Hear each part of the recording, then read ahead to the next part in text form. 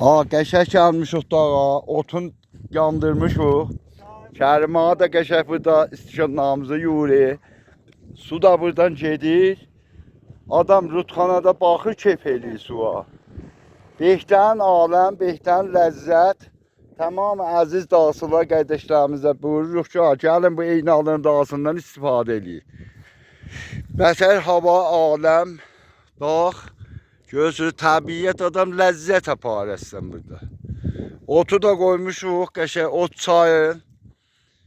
Adam məsələn təbiətdən ləzzət apar da. Baxdıqca dağlara keyf eləyir.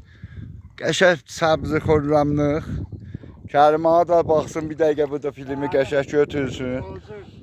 Behdən ab-ı hava. Ləzzət aparıq da burada. Dostların yeri boş. Gəlin siz də. Ha, denə. Siz də gəlin qəşəng dolanın, yiyin, için, keyfə baxın. Dünya 5 günlükdür. Allah olmasın. Kərim ağa da bizim əzizlərimizdəndir. Otumuz da yanır. Yox. Birazdan da sonra kebablarımızı qəşəng çəkəcək şüşə, meyvədən, plandan təşkilat. Gətirmişik. Burada ləzzət aparıq.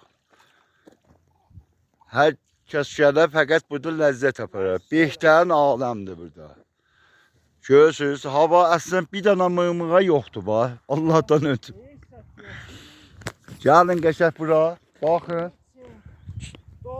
Qəşəng ab-ı havadan istifadə eləyin. Görürsünüz. Behdən ləzzət apan bu dövrədə. Behdən havadır. Görürsünüz. Tamamı eşqibazlara, dağçılara, söyənlərə təqdim eləyirəm. Tamamı dağ söyənlər qardaşlarımıza. Ya Ali, Xudahafiz.